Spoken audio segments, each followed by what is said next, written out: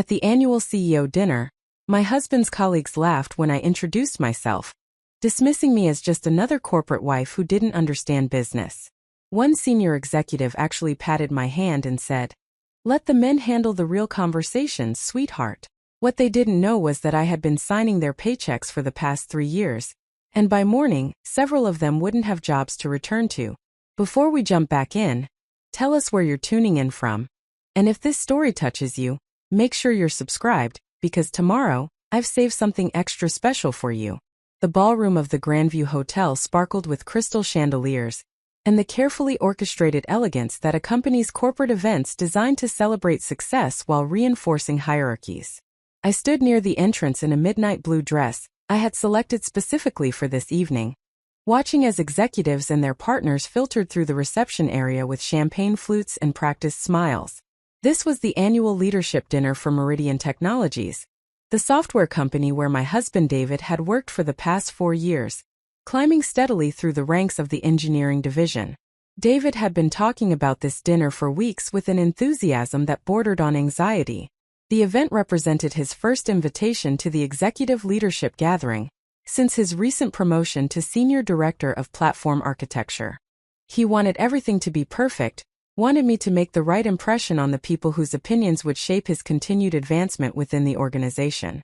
I had listened to his careful instructions about which executives I should make sure to speak with, which topics were safe for conversation, and which subjects I should avoid to prevent any awkwardness or misunderstanding. What David did not know, what nobody at Meridian Technologies except the board of directors and a handful of senior legal counsel knew, was that I was not simply attending as a supportive spouse making polite conversation at another tedious corporate function. I was attending as the principal shareholder and de facto controlling authority of the company where all these executives worked, where they drew their salaries and built their careers, where they made decisions they believed were theirs to make but which ultimately existed only with my approval. My name is Dr. Catherine Wells, though I had kept my maiden name professionally while taking David's surname socially when we married 6 years ago, creating a clean separation between my public identity as Catherine Morrison, wife of David Morrison, and my professional identity as Dr. Catherine Wells, venture capitalist and technology investor. This separation had been deliberate and carefully maintained, protecting both my privacy and my ability to evaluate investments and corporate performance, without the complications that come from publicly disclosed personal connections. 3 years ago, my private equity firm had acquired a controlling stake in Meridian Technologies when the company faced a cash flow crisis that threatened bankruptcy. The acquisition had been structured through a series of shell corporations and investment vehicles that obscured my personal involvement, standard practice in the private equity world where anonymity provides strategic advantage.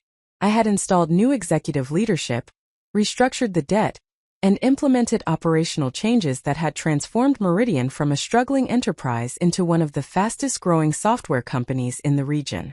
The executives celebrating their success this evening owed their positions and their prosperity to decisions I had made, to capital I had deployed, to strategies I had approved. David knew I worked in venture capital and private equity. He knew I managed investments and sat on several corporate boards. What he did not know was the specific scope of my portfolio or the particular companies where I held controlling interests. I had maintained this separation partially for privacy reasons, partially to avoid complicating his career with questions about whether his advancement resulted from merit or connection, and partially because I had learned early in my career that revealing the full extent of my financial position and professional influence often changed how people interacted with me in ways that were rarely positive or authentic. The decision to maintain this separation had seemed reasonable when I made it. Now, standing in the ballroom watching David network with colleagues who had no idea they were speaking to the husband of the person who controlled their professional destinies, I was beginning to question whether the separation had been wise or whether it had simply created conditions for exactly the kind of evening that was about to unfold. I made my way through the reception area toward the bar, intending to secure a drink before finding David in the crowd.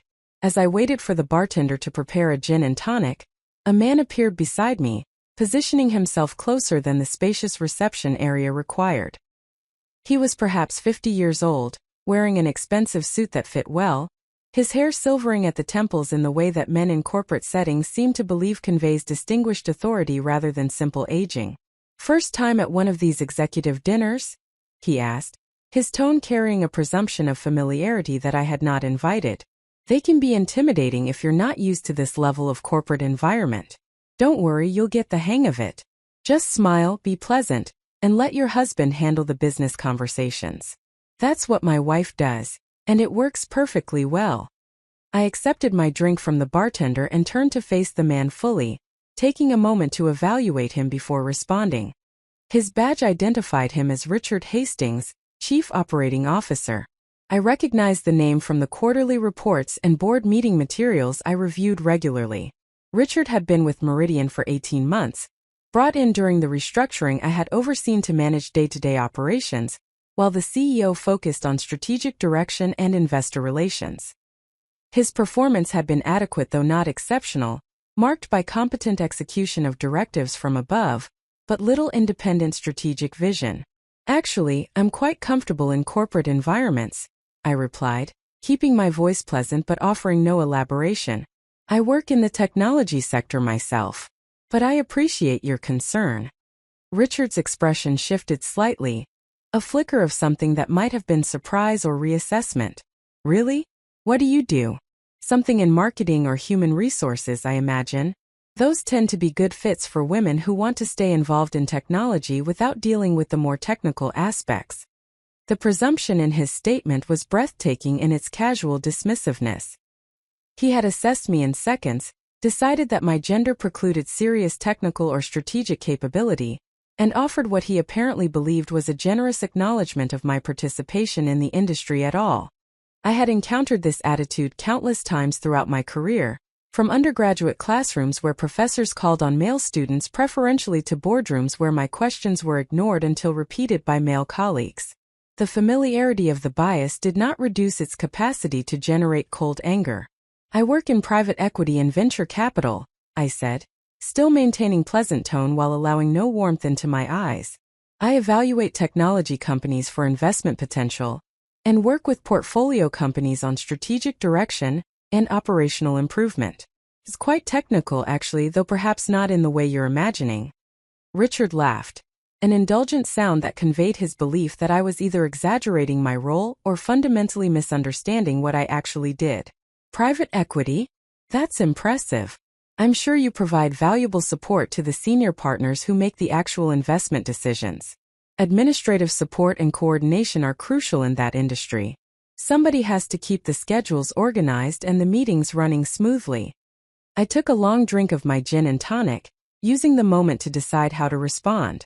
I could correct his misapprehension directly, could inform him that I was not administrative support but rather the founding partner of my firm and the principal decision-maker on all investments. I could mention casually that I held a doctorate in computer science from MIT, that I had published research on distributed systems architecture that was still cited in academic literature, that I had built and sold 2 successful technology companies before moving into investment work. I could tell him exactly who I was and watch his expression transform from condescension to panic as he realized whom he had just insulted. Instead, I simply smiled and said nothing, allowing him to continue believing whatever made him comfortable. Sometimes the most effective response to underestimation is simply allowing people to continue underestimating you while gathering information about exactly how they behave when they believe themselves safely superior. David appeared from the crowd, his face lighting up when he spotted me. He made his way over with another man in tow, someone younger than Richard, perhaps in his early 40s, with the kind of polished confidence that comes from a career trajectory marked by steady advancement and positive reinforcement. "Catherine, there you are," David said, his tone carrying a hint of relief that I had not wandered too far or gotten into any situations that might require his intervention. "I want you to meet James Patterson. He's the Chief Financial Officer here at Meridian. James, this is my wife Catherine." James extended his hand, his grip firm and brief. "Pleasure to meet you, Catherine. David talks about you all the time. It's nice to finally put a face to the name." "Likewise," I replied, noting that James's attention had already begun to drift back toward David, positioning me as an obligatory acknowledgement before returning to more important conversations. "James and I were just discussing the new platform architecture project," David continued, his enthusiasm evident. "It's the biggest initiative we've undertaken since I joined the company. If we execute it correctly, It could revolutionize how we deliver services to enterprise clients. That sounds significant, I said, keeping my response neutral. I was intimately familiar with the platform architecture project, having reviewed and approved the budget allocation during the last board meeting. The initiative represented a substantial investment in technical infrastructure that would require careful execution to deliver the promised returns. James nodded absently, his focus clearly on David rather than on me. It's an exciting time for the company. We're seeing tremendous growth, and the executive team has really come together under strong leadership. The CEO has built something special here. I found his attribution interesting, given that the CEO had been installed by my firm during the restructuring and operated under fairly explicit direction from the board regarding strategic priorities and operational parameters. The executives at Meridian seemed to believe they were independently guiding the company's success, unaware that the fundamental decisions shaping that success had been made at a level above their visibility. Richard rejoined our small circle, inserting himself into the conversation with practiced ease. "I was just telling your wife about the challenges of these corporate events," he said to David, his tone conveying friendly conspiracy. "I'm sure she finds all the business talk rather dry. My wife certainly does. She usually finds the other spouses and they entertain themselves while we handle the serious discussions." David laughed, though I detected a slight edge of discomfort in the sound. "Catherine's actually quite interested in business. She works in finance herself." "So she mentioned," Richard replied, his tone suggesting he had already categorized and dismissed whatever I did as irrelevant to serious business discussion. "Support roles in private equity, if I understood correctly. Important work, certainly, keeping everything organized behind the scenes." I watched David's expression carefully, noting the moment of confusion as he processed Richard's characterization of my work. David knew I was not in a support role, knew I managed significant investments and held board positions, but he also seemed uncertain about how to correct Richard's misunderstanding without creating social awkwardness or appearing to contradict a senior executive at his company. Before David could formulate a response, another executive joined our expanding circle. This one was a woman, perhaps 45 years old, wearing a tailored black suit and carrying herself with the particular posture of someone who had fought for every inch of advancement in male-dominated environments and was not inclined toward sisterhood with women she perceived as having taken easier paths. "Margaret Chun," she introduced herself, extending her hand with professional crispness. "I'm the Chief Technology Officer. You must be David's wife." "Catherine Morrison," I replied, noting that Margaret had not asked my name but rather identified me solely through my relationship to David. "It's good to meet you." "Margaret's been with Meridian for 5 years," David interjected, his pride in making this introduction evident. "She's built the entire technical organization from the ground up. The engineering team practically worships her." Margaret smiled slightly at the compliment. "I've been fortunate to work with excellent people. David's been a strong addition to the leadership team. His technical vision has been valuable as we've scaled." "Catherine was just telling us about her work in private equity," Richard said, amusement coloring his tone. "Administrative coordination, keeping the investment partners organized and on schedule. Crucial support work."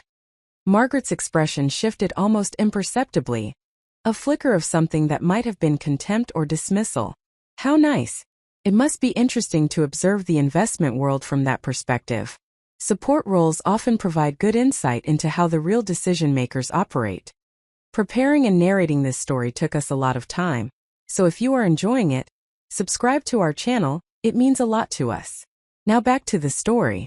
The casual cruelty of her statement struck me with particular force, not because it was more offensive than Richard's condescension, but because it came from another woman who should have understood the dynamics of gender-based dismissal, but had apparently decided that solidarity was less valuable than alignment with male power structures. Margaret had succeeded in a male-dominated environment by being exceptional, and she seemed to view other women not as allies but as competition or worse, as reminders of stereotypes she had worked to overcome. The conversation continued around me for another 15 minutes, the executives and David discussing company initiatives, quarterly results, and strategic priorities while occasionally acknowledging my presence with explanatory asides or simplifications. as though I were a child requiring translation of adult conversation into comprehensible terms. I listened carefully, noting who said what about which initiatives, who took credit for successes that I knew from board reports had been considerably more complicated than their self-congratulatory narratives suggested, who blamed external factors for shortfalls that had actually resulted from poor execution or inadequate planning. When dinner was announced, we made our way to assigned tables. I found myself seated between David and the spouse of another executive, a pleasant woman named Susan who seemed genuinely kind but who clearly had no interest in or knowledge of her husband's work beyond the income it provided and the social status it conferred. Across the table sat Richard and Margaret, along with two other senior executives whose names I recognized from organizational charts and performance reviews. The dinner itself was competently prepared, the kind of elevated catering that corporate budgets permit for events designed to celebrate success and reinforce organizational culture. I ate slowly, listening to the conversations flowing around the table. The executives discussed company performance with the self-satisfied tone of people who believed they had built something through their own excellence, rather than recognizing they were executing a turnaround strategy that had been designed and imposed from above. They congratulated each other on quarterly results that had met targets I had set. They discussed expansion plans that would require capital approval I would ultimately grant or deny. Midway through the main course, Richard turned his attention to me directly, his expression carrying that particular combination of condescension and performative interest that men sometimes employ when they believe they are being generous by including women in conversation. "So, Catherine, tell us more about your work. What exactly does someone in administrative support do at a private equity firm? I imagine there's quite a lot of paperwork and coordination involved." The table's attention shifted toward me, several pairs of eyes conveying varying degrees of polite interest or mild curiosity. David looked uncomfortable, clearly recognizing that Richard had fundamentally mischaracterized my position, but uncertain about how to correct the misunderstanding without contradicting a senior executive at his company. I set down my fork and met Richard's eyes directly. "Actually, I'm not in administrative support. I'm a founding partner and the principal investment decision maker at my firm. I evaluate potential investments, structure deals, and work with portfolio companies on strategic direction and operational improvement." Richard's smile became slightly fixed, though whether from embarrassment at his error or skepticism about my claim remained unclear. "A founding partner? That's quite impressive for someone your age. The private equity world is notoriously difficult to break into, especially at the partnership level. You must have had some excellent mentorship or family connections to achieve that position so quickly." The implication was clear and insultingly transparent. He could not imagine that I had built my career through capability and achievement. There must be some external explanation for my success, some advantage or connection that explained how someone like me could occupy a position he assumed was reserved for people like him. "I built my firm after selling my second technology company," I said, keeping my voice level and professional. "The exit provided capital to begin investing in other companies. My background is in computer science and distributed systems architecture. I hold a doctorate from MIT and publish fairly extensively in academic journals before moving into commercial work. The technical expertise has been valuable in evaluating technology investments." The silence that followed my statement lasted perhaps 3 seconds, though it felt considerably longer. I watched various expressions flicker across the faces around the table. Richard looked skeptical, clearly questioning whether I was exaggerating or embellishing my credentials. Margaret's expression had become more guarded, reassessing me with narrowed eyes. David looked simultaneously proud and uncomfortable, caught between pleasure that his wife had impressive credentials and anxiety about how his colleagues were receiving this information. James Patterson, the CFO, broke the silence with a laugh that sounded slightly forced. "Well, that's certainly more impressive than administrative support. Though I have to say, I'm surprised David never mentioned his wife was a serious player in the investment world. That seems like the kind of thing that would come up in conversation." "Catherine keeps her professional and personal lives quite separate," David said quickly, his tone defensive. "She's always been private about her work. I respect that boundary." "How remarkably modern," Margaret said, her tone carrying an edge I could not quite interpret. "Though one wonders why someone would choose to be quite so private about such impressive achievements." Most people in the investment world are not shy about their credentials or their successes. Her implication was equally clear and equally insulting. If I actually possessed the credentials and achievements I claimed, surely I would be more forthcoming about them. My reticence suggested either fabrication or exaggeration, the kind of social climbing through inflated claims that she apparently believed she was sophisticated enough to detect. I took a sip of wine, considering how much to reveal and how directly to confront the skepticism surrounding me. The truth was that within the next 10 minutes, I could conclusively prove every claim I had made. I carried my phone, which provided access to my firm's website listing my credentials and portfolio. I could reference specific investments, name board positions I held, cite published research that was publicly available. I could dismantle their skepticism systematically and thoroughly. But something held me back from that immediate revelation. Perhaps it was curiosity about how far their condescension would extend when they believed I could not defend myself with proof. Perhaps it was anger at being in this position at all, at having my clear and accurate statements questioned because they did not align with these people's assumptions about gender and capability. Perhaps it was strategic calculation that letting them continue underestimating me would provide advantages in what I was beginning to recognize would become a confrontation. I prefer to let my work speak for itself rather than discussing it socially, I said simply. I find that personal life and professional life benefit from some separation. Very diplomatic, Richard said, his tone suggesting he interpreted diplomacy as evasion. Though I imagine David must find it occasionally frustrating to have a wife whose work is so mysterious. My wife and I share everything about our professional lives. Complete transparency. It's the foundation of a strong marriage. The presumption that he understood my marriage better than I did, that he could identify dysfunction or inadequacy in how David and I structured our relationship, represented yet another layer of casual arrogance. These people had known me for less than 2 hours, had made no effort to ask genuine questions or understand my actual situation, and yet they felt entirely comfortable making judgments about my credibility, my career, and my marriage. David's hand found mine under the table, squeezing gently in what I interpreted as either support or plea for patience. I returned the pressure, silently communicating that I was managing my response carefully, that he need not worry I would create a scene or damage his professional relationships through emotional reaction. The conversation moved on to other topics, the executives returning to their comfortable discussions of company performance and industry trends. I participated minimally, offering occasional observations that were politely acknowledged before being dismissed or talked over. Susan, the spouse seated beside me, made sympathetic small talk during lulls in the broader conversation, clearly recognizing that I had been relegated to the social margins and attempting to be kind within the constraints of her own limited interest in substantive discussion. As dessert was being served, the CEO of Meridian Technologies rose to make remarks from the podium positioned at the front of the ballroom. His name was Thomas Whitmore, and I had interviewed him personally 3 years ago when my firm was evaluating candidates to lead the restructured company. He was competent and articulate, capable of executing strategic direction from the board, while maintaining positive relationships with employees and clients. He was not visionary or transformative, but we had not needed vision at that stage. We had needed steady execution of a clear plan, and Thomas had delivered that reliably. Thomas spoke for 15 minutes about the company's remarkable turnaround, the impressive growth trajectory, the exciting future ahead.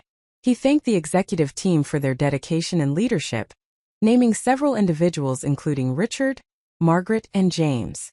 He praised the employees for their hard work and commitment to excellence. He acknowledged the board of directors for their governance and oversight, though he was careful to maintain the fiction that the board provided guidance, rather than directive control. What Thomas did not mention, what perhaps he genuinely did not fully understand despite his position, was that every significant strategic decision over the past 3 years had originated not from his executive team's initiatives, but from requirements imposed through board governance structure.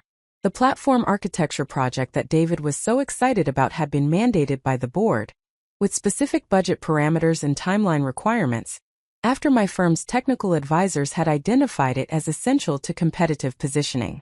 The expansion into enterprise markets that Thomas credited to executive team vision had been board-directed strategy implemented, according to detailed plans developed by outside consultants. The operational improvements that had driven profit margin expansion had resulted from restructuring initiatives that the board had required as conditions of continued capital support. These executives believed they were building something themselves, believed their decisions and their leadership were driving success. They had no idea they were implementing someone else's strategic plan, executing initiatives that existed because someone with actual authority had determined those initiatives were necessary and had provided the capital and direction to make them happen. As Thomas concluded his remarks to polite applause, I felt something crystallize inside me. These people had spent the entire evening dismissing me, condescending to me, questioning my credibility, and positioning me as decorative accompaniment to my husband rather than as a person with agency and capability of my own. They had done this while celebrating success that existed only because of decisions I had made, capital I had deployed, and strategy one had approved. The irony was almost too perfect to bear silently. But I maintained my composure through the remainder of dessert, through the coffee service that followed, through the continued conversation that increasingly excluded me. I smiled appropriately, nodded at relevant moments, and gave no indication that anything about this evening had affected me beyond perhaps mild boredom with corporate social obligations. David seemed to relax as the evening progressed, interpreting my quiet demeanor as contentment or at least peaceful tolerance of circumstances. He could not see what was building beneath my calm exterior, could not recognize that I was no longer simply enduring dismissive treatment but rather cataloging it systematically, documenting exactly who had said what, who had condescended how egregiously, who had questioned my credibility most offensively. As the dinner wound down and people began departing, Richard approached David and me one final time, apparently feeling magnanimous after an evening he perceived as successful. "Good to meet you, Catherine," he said, his tone carrying that particular patronizing warmth that men sometimes employ when they believe they have been generous in tolerating women's presence in professional spaces. "I hope you didn't find all the business talk too tedious. I know these corporate events can be dull for spouses who aren't directly involved in the work." I smiled pleasantly, giving no indication of what I was thinking or planning. "Not tedious at all, Richard. Actually, I found it quite illuminating. I learned a great deal this evening about how things operate at Meridian Technologies." "Excellent," he replied, clearly not detecting any layered meaning in my words. "Perhaps we'll see you at the next event. You'll have to have David introduce you to more of the spouses. I'm sure you'd find more in common with them than with us boring business types." "Perhaps," I said neutrally, though I suspect my interactions with Meridian Technologies will be rather different going forward. Richard laughed, either missing or dismissing the significance of my statement. He clapped David on the shoulder in masculine camaraderie, offered a final patronizing smile in my direction, and departed toward the exit where other executives were collecting their coats and calling for cars. David and I made our own way out of the ballroom, retrieving our coats and waiting for the valet to bring our car around. The drive home was quiet, David apparently content with how the evening had gone, believing he had successfully navigated his first executive leadership dinner and made positive impressions on the people whose opinions mattered for his career trajectory. "I think that went well," he said as we drove through the city streets toward our home in the suburban hills. Richard and James both seemed impressed with the platform project proposal.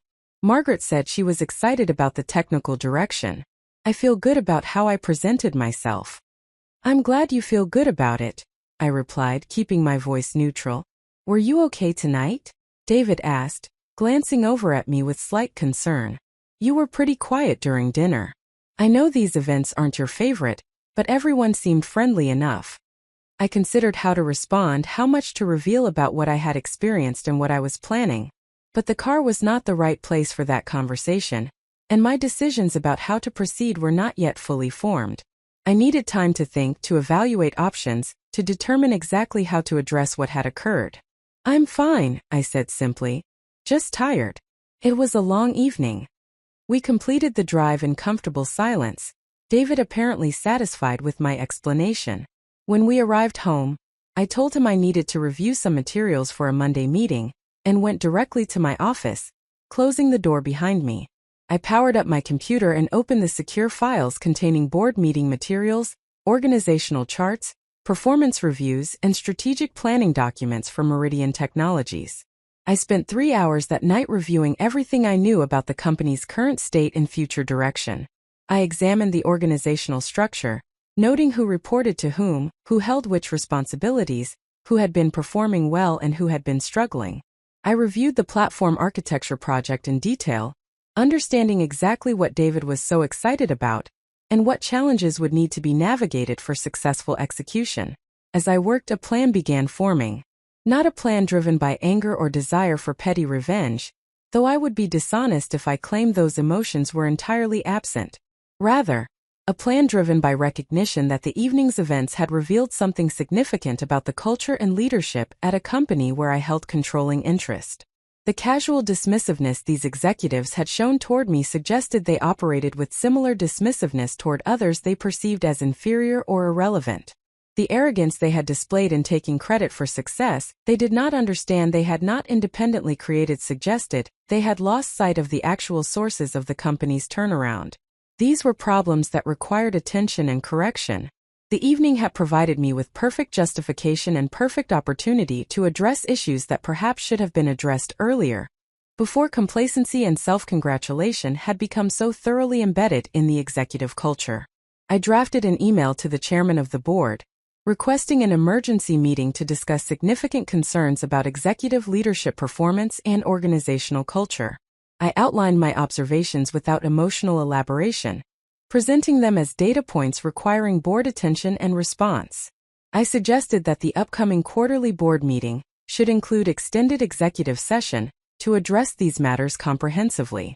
Before sending the email, I sat back in my chair and considered whether I was overreacting, whether allowing one uncomfortable evening to trigger major corporate action represented disproportionate response. But the more I considered that question, the more certain I became that my response was not only proportionate but overdue. These executives were not merely annoying or socially awkward. They were demonstrating fundamental failures of judgment, self-awareness, and leadership that had implications far beyond hurt feelings at a dinner party. I sent the email at 2:30 in the morning. Then I shut down my computer, turned off the office lights, and went upstairs to bed where David was already sleeping, completely unaware that the evening he had perceived as successful had actually triggered events that would transform his company and his career in ways he could not yet imagine. As I lay in the darkness waiting for sleep, I thought about the moment when Richard and Margaret and the others would discover exactly who had been sitting at their table, exactly whose credibility they had questioned, exactly whose authority they had dismissed. I thought about the expressions that would cross their faces when they understood the magnitude of their miscalculation. That revelation was coming, and it was coming soon. But it would come in the manner and timing of my choosing, under circumstances where I controlled the narrative and the consequences. These people had underestimated me based on assumptions about gender and role that revealed more about their limitations than mine. They were about to learn precisely how expensive that underestimation would prove to be, not merely for themselves individually but for the organizational culture they had created and perpetuated. The game had begun, though they did not know they were playing. And I held all the pieces they did not even know existed. The morning after the CEO dinner arrived with the particular brightness that follows restless sleep and significant decisions made in the dark hours before dawn. I woke at 6:30, my usual time, and found David already in the shower, humming contentedly as water ran. His good mood persisted from the previous evening, his belief that he had successfully navigated an important career milestone apparently unshaken by whatever dreams or reflections had occupied his night. I made coffee in the kitchen while reviewing the response to my late-night email. The board chairman, Harold Chun, had replied at 6:15 with characteristic efficiency. He acknowledged my concerns, agreed that an emergency executive session was warranted, and suggested we schedule a call for later that morning to discuss the situation in detail before determining next steps. His tone was professional and appropriately serious, conveying that he understood I would not request emergency board attention without substantial justification. Harold and I had worked together for nearly a decade across multiple investments and board positions. He was one of the few people in my professional life who had known me long enough to remember my trajectory from doctoral student publishing research papers to entrepreneur building companies to investor deploying capital across technology portfolios. He had watched me navigate male-dominated environments with patience that occasionally looked like passivity, but which actually represented strategic calculation about when to push and when to allow situations to develop naturally before intervening. David emerged from our bedroom dressed for the office in casual Friday attire, khakis and a button-down shirt that struck the balance between relaxed and professional that technology companies favored. He poured himself coffee and sat across from me at the kitchen island, his expression content. "I was thinking about the platform architecture project on the drive home last night," he said, enthusiasm evident in his voice. "If we can execute the migration successfully, it positions us perfectly for the enterprise market expansion. The scalability improvements alone would be remarkable, but the security enhancements and compliance features would make us genuinely competitive with the established players. This could be the project that defines my career." I listened carefully to his excitement, noting how thoroughly he had bought into the vision for the project without apparently recognizing that the vision itself had been crafted by outside technical consultants working under board direction. David was an excellent engineer with strong technical judgment, but his perspective remained limited to his specific domain rather than encompassing the broader strategic and financial considerations that had shaped the initiative from its inception. "It sounds like a significant undertaking," I said neutrally. "What are the biggest risks you see in the execution?" David launched into a detailed technical explanation of the challenges involved in migrating existing client implementations to the new architecture without service disruption. He discussed database compatibility issues, API versioning strategies, and the complexities of maintaining backward compatibility while introducing fundamental structural improvements. His analysis was sophisticated and thorough, demonstrating exactly why he had been promoted to senior director level, despite his relative youth and limited management experience. What he did not discuss, because he apparently had no visibility into these dimensions, were the financial risks associated with the project timeline and resource allocation. The board had approved a specific budget with clearly defined milestone requirements and contingency parameters. If the project exceeded budget or missed key deliverables, there were predetermined consequences, including potential leadership changes and restructured management accountability.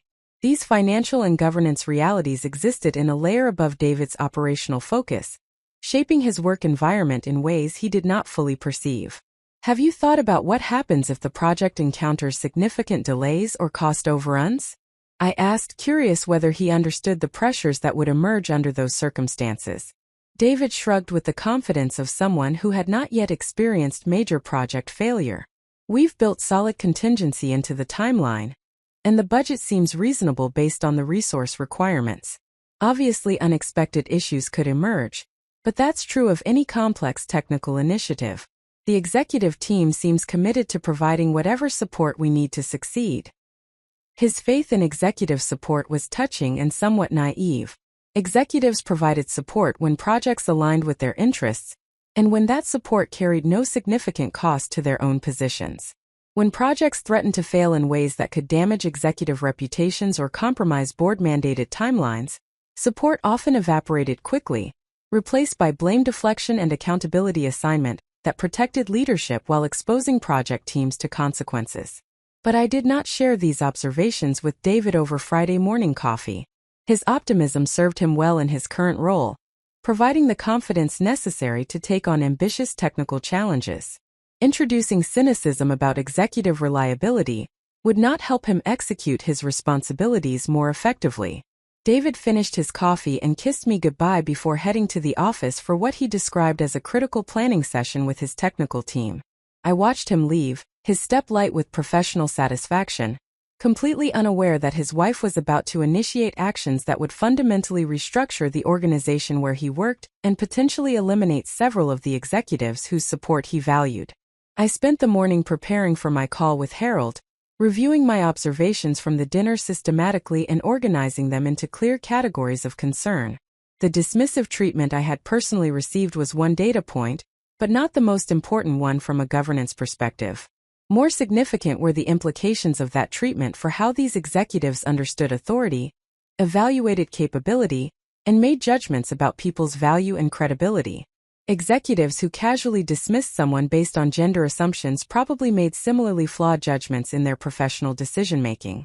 Leaders who took personal credit for success they had not independently created probably lacked the self-awareness necessary for accurate performance evaluation and realistic planning. Managers who questioned clearly stated credentials, because those credentials did not align with their stereotypes, probably struggled to evaluate talent effectively across their organizations. These were not simply personality flaws or social awkwardness. These were competency gaps that affected organizational performance and created cultural problems that could undermine the substantial progress Meridian had achieved over the past 3 years. Harold called at 10 o'clock exactly, his punctuality reflecting the military background that had shaped his approach to business before he transitioned into corporate governance work. We exchanged brief pleasantries before he directed the conversation toward substance. "Walk me through what happened last night," he said without preamble. "Your email suggested significant concerns about executive leadership. I need to understand the specifics before we determine how the board should respond." I recounted the evening systematically, describing each interaction and the pattern of dismissiveness that had characterized how the executives engaged with me. I quoted specific statements from Richard, Margaret, and James, providing context about their positions and responsibilities at Meridian. I explained how their assumptions about my role and credibility had revealed broader problems with how they evaluated people and understood authority structures. Harold listened without interruption, occasionally making notes but mostly allowing me to present the full picture before responding. When I finished, he was quiet for a long moment before speaking. "This is problematic on multiple levels," he said finally, his tone grave. "The personal disrespect toward you is obviously unacceptable, but you are right that the more significant issue is what their behavior suggests about their judgment and leadership capabilities. These are people making consequential decisions about personnel, strategy, and resource allocation. If they are making those decisions based on the same flawed assumptions and biases they displayed toward you, that represents serious risk to organizational performance." "Exactly," I confirmed. "I am not asking for board intervention because my feelings were hurt at a dinner party. I am raising concerns because their behavior revealed competency gaps that have implications for how they are leading the company." "How do you want to proceed?" Harold asked. "We could address this through private conversations with Thomas, requiring him to manage his executive team more effectively.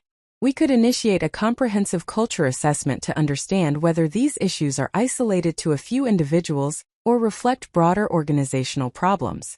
Or we could take more direct action if you believe the situation warrants immediate leadership changes." I had spent considerable time that morning thinking through exactly this question.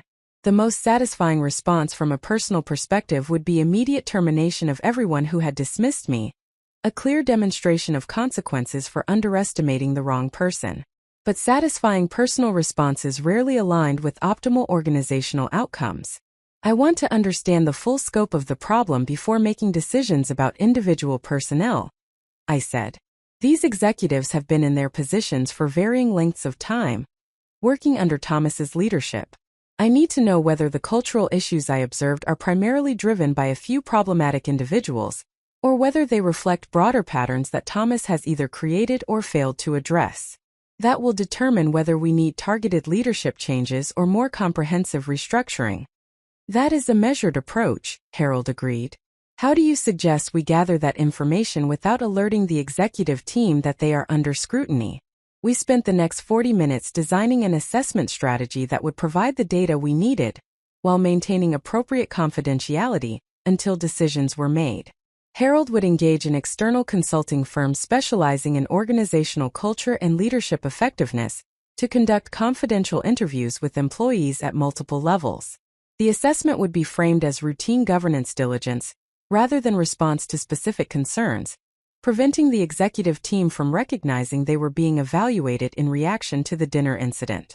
Simultaneously, I would review personnel files, performance evaluations, and internal communications to understand how these executives made decisions about hiring, promotion, and resource allocation. This documentary review would reveal whether the biases they had displayed toward me appeared in their professional decision-making, or whether they somehow managed to separate their social prejudices from their organizational responsibilities. We agreed to reconvene in 2 weeks once the initial assessment data was available, at which point the board would determine appropriate next steps. Harold would handle communications with Thomas and the other board members, positioning the assessment as routine governance activity, while keeping my specific concerns confidential until we were ready to address them directly. After ending the call with Harold, I sat in my home office contemplating the path I had initiated. There was still time to reverse course, to decide that one uncomfortable evening did not justify the organizational disruption that comprehensive leadership assessment would create. But every time I considered backing away, I returned to the same fundamental question. If these executives were comfortable displaying such blatant bias and dismissiveness in a social setting, what were they doing in professional contexts where they held actual power over people's careers and livelihoods? The answer to that question mattered, and it mattered enough to justify the disruption necessary to find it. My mind drifted backward to how David and I had arrived at this particular moment, to the decisions and circumstances that had created the conditions for last night's disaster. Understanding the present required understanding the path that had led here, the choices made with good intentions that had nonetheless produced problematic outcomes. David and I had met 7 years ago at a technology industry conference in Seattle. I had been invited as a keynote speaker to discuss emerging trends in distributed computing and cloud architecture, drawing on my academic research and my experience building companies in that space. David had attended as a senior engineer from a mid-sized software company, seeking professional development and networking opportunities that might accelerate his career trajectory. He had approached me after my keynote with intelligent questions about implementation challenges in the architectures I had described. His questions revealed both technical sophistication and genuine intellectual curiosity, rather than the performative questioning that often characterized conference networking. We had coffee, then dinner, then stayed up until 2 a.m. in the hotel bar discussing technology philosophy, career aspirations, and the kinds of problems we found most intellectually compelling. The connection was immediate and authentic. David was brilliant in his domain, passionate about elegant technical solutions, and refreshingly free of the arrogance that often accompanied male technical expertise. He treated me as an intellectual equal, engaging with my ideas seriously and pushing back when he disagreed rather than deferring automatically to my credentials or seniority. Our relationship developed quickly across the distance between Seattle and San Francisco, where I was based at the time. We saw each other on weekends, took turns traveling, and spent hours on video calls discussing everything from technical architecture to books we were reading to our respective families and backgrounds. Within 6 months, we had acknowledged that what we had found was rare and valuable enough to justify the structural changes necessary to build a life together. David relocated to San Francisco, accepting a position at a growing technology company where his skills would be valued and his career could continue advancing. We moved in together, and a year later we married in a small ceremony attended by close family and a handful of friends. The wedding was deliberately intimate, reflecting our shared preference for substance over spectacle, and our desire to keep our personal relationships separate from our professional identities. That separation had been intentional from the beginning. When we discussed how to navigate our marriage given my high profile in certain technology and investment circles, we agreed that maintaining some degree of privacy would benefit both of us. David did not want to be known primarily as my husband, did not want his professional achievements attributed to connection rather than capability. I did not want my investment activities complicated by public knowledge of personal relationships that might affect how entrepreneurs and executives interacted with me. We had implemented that separation through several practical measures. I retained my maiden name professionally while taking David's surname socially, creating distinct identities that were difficult to connect without specific knowledge of our marriage. We kept our home address private and declined joint social media presence that might make our relationship easily discoverable through casual searching. We attended professional events separately rather than as a couple, avoiding situations where our connection might become public knowledge in contexts where it could complicate our respective work. These measures had seemed reasonable and even sophisticated when we implemented them. We were two professionals with demanding careers, protecting our respective domains while building a private partnership that existed apart from public scrutiny. We believed we were being strategic and modern, refusing to allow outdated expectations about merged identities to constrain our individual professional development. But the separation we had so carefully constructed had created the conditions for exactly what had occurred at the CEO dinner. David's colleagues had no idea that his wife was a significant figure in the technology investment world, because we had deliberately obscured that connection. They had no reason to question their assumptions about me because nothing in the context of the dinner suggested those assumptions might be incorrect. They had treated me according to their default frameworks for understanding corporate wives, because we had provided no information that might have prompted them to apply different frameworks. I could not entirely blame them for failing to recognize what we had worked so hard to hide. Their dismissiveness was still inexcusable, still revealed problematic biases and judgment failures that required addressing. But I had to acknowledge my own role in creating the situation. If I had been more transparent about my professional identity, if David and I had been less committed to strict separation between our personal and professional lives, last night's disaster might have been avoided entirely. That recognition carried its own complicated emotions. I felt angry at myself for allowing privacy preferences to create conditions where I could be so thoroughly dismissed and disrespected. I felt frustrated that the reasonable choice to maintain professional boundaries had somehow resulted in a situation where those boundaries enabled other people's biases to operate unchecked. I felt uncertain about whether the separation David and I had maintained was actually serving us well, or whether it had created more problems than it solved. These reflections led me to question other aspects of how David and I had structured our relationship and our life together. We had always operated with significant independence, pursuing our respective careers with mutual support but limited integration. We maintained separate bank accounts and separate financial planning, coming together only for shared expenses related to our home and joint activities. We rarely discussed the specifics of our work with each other, offering general summaries but avoiding detailed engagement with the challenges and decisions each of us navigated professionally. This independence had felt healthy and respectful, honoring that we were two complete individuals who had chosen partnership without requiring merger or codependence. But perhaps the independence had gone too far, creating distance where there should have been intimacy, separation where there should have been integration. Perhaps the very structures we had built to protect our individual identities had prevented us from building the kind of deep partnership that could weather the complications inevitably arising when two ambitious people tried to build a life together. I thought about the moment at dinner when Richard had mischaracterized my work, and David had seemed uncertain about whether to correct him. In that moment, my husband had not known how to defend me or represent me accurately, because our careful separation meant he did not fully understand the scope of my professional activities, or the nature of my position in the investment world. He knew I managed investments and sat on boards, but he did not know the specific companies, the size of the portfolios, or the extent of authority I exercised. We had kept those details private from each other in service of independence that now seemed more like mutual ignorance. The irony was striking. We had separated our professional and personal lives so thoroughly that when they finally intersected at the CEO dinner, neither of us was prepared to navigate that intersection effectively. David had been caught off guard by his colleagues' treatment of me because he had not anticipated how they would respond to meeting his wife in a professional context. I had been caught off guard by the extent of their dismissiveness because I had underestimated how completely David's colleagues would default to stereotypical assumptions in the absence of contradicting information. We had both failed in that moment, though in different ways. David had failed to defend me effectively or correct his colleagues' misapprehensions, because our separation had left him without the detailed knowledge necessary to do so confidently. I had failed to assert my actual identity and credentials because pride or strategy, or some combination, had made me choose to let the misunderstanding persist, rather than correcting it immediately and directly. Those failures had consequences that extended beyond hurt feelings or social awkwardness. They revealed gaps in how David and I communicated, how we supported each other, and how we navigated the complications of being two professionals with intersecting but independent career trajectories.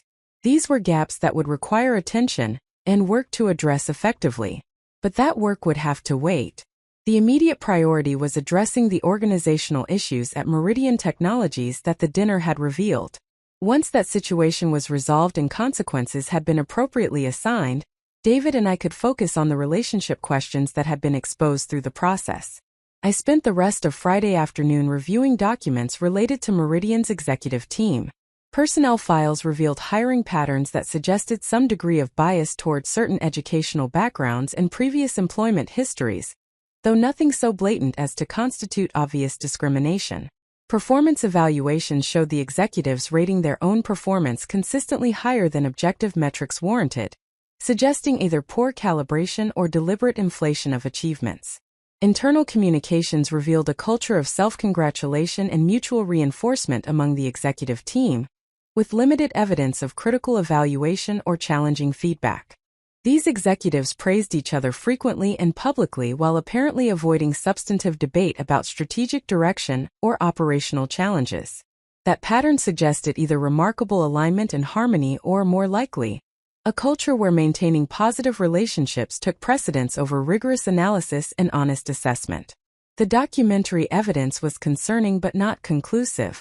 It suggested potential problems without proving their existence definitively.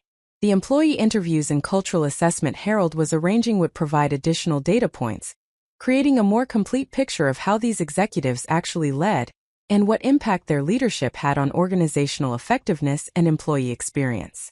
David returned home that evening energized by his planning session, full of updates about technical decisions and timeline refinements. He noticed nothing unusual in my demeanor, saw no indication that I was processing significant professional concerns or initiating actions that would affect his workplace. That blindness was itself revealing, suggesting that our habitual separation of professional and personal domains had trained us to avoid looking too closely at each other's work lives even when those lives intersected in consequential ways. We had dinner together, watched a movie neither of us would remember, and went to bed at our usual time. David fell asleep quickly, his conscience apparently untroubled by anything that had occurred at the CEO dinner or anything that might be coming as a result. I lay awake longer, thinking about the path I had initiated and the changes it would bring to both Meridian Technologies and to my marriage. The work ahead would be difficult and complicated. It would require navigating organizational politics, managing board dynamics, balancing personal feelings with professional responsibilities, and ultimately making hard decisions about people's careers and livelihoods. It would also require honest conversations with David about what had happened, why it mattered, and what it revealed about how we had structured our relationship and our life together. But all of that would come in time. For now, I simply needed to let the assessment process unfold, to gather the information necessary to make sound decisions, and to maintain the patience required to address complex problems comprehensively rather than reactively. The executives at Meridian had underestimated me, based on assumptions and biases that revealed their own limitations. They would learn the cost of that miscalculation soon enough, but they would learn it through a process that was fair, thorough, and ultimately focused on organizational improvement, rather than personal retaliation.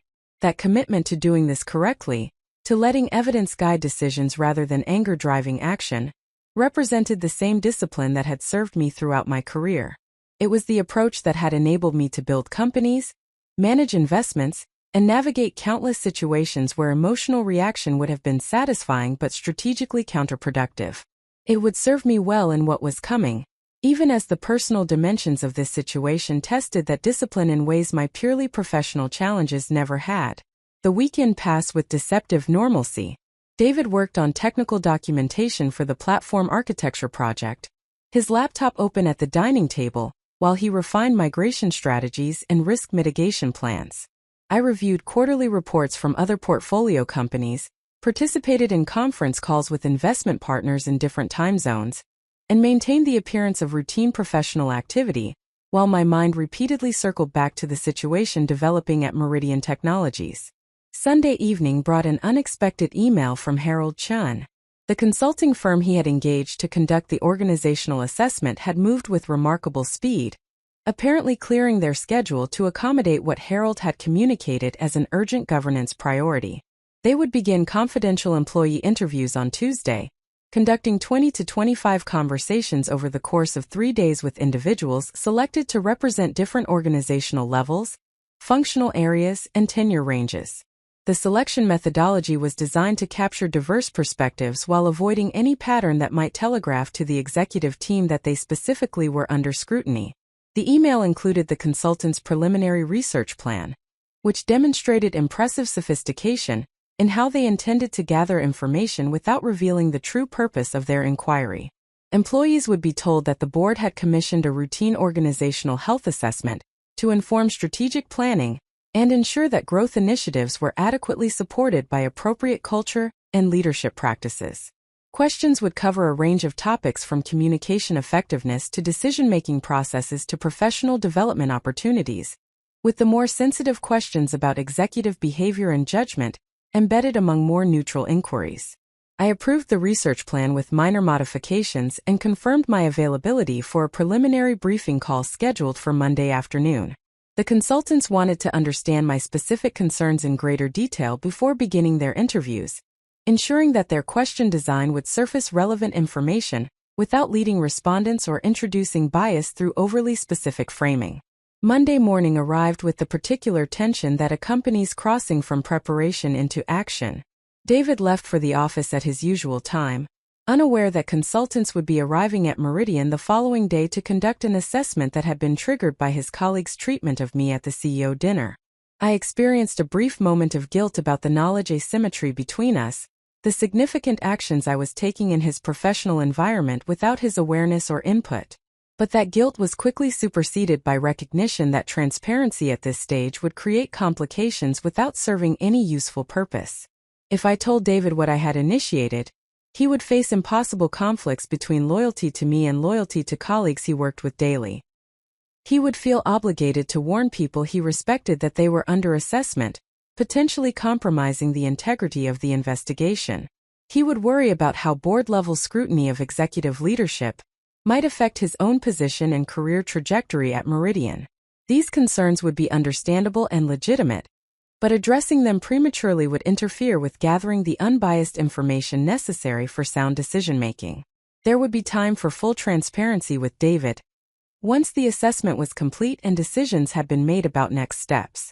Until then, maintaining separation between my governance role and his operational role was both appropriate and necessary. The preliminary briefing call with the consultants began at 2 o'clock. 3 people joined the video conference representing the consulting team. The lead consultant was a woman named Dr. Rebecca Martinez, who held a doctorate in organizational psychology and had spent 2 decades studying leadership effectiveness and workplace culture in technology companies.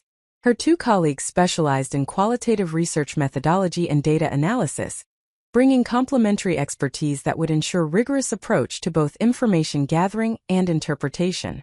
Rebecca opened the call by confirming her understanding of the engagement parameters.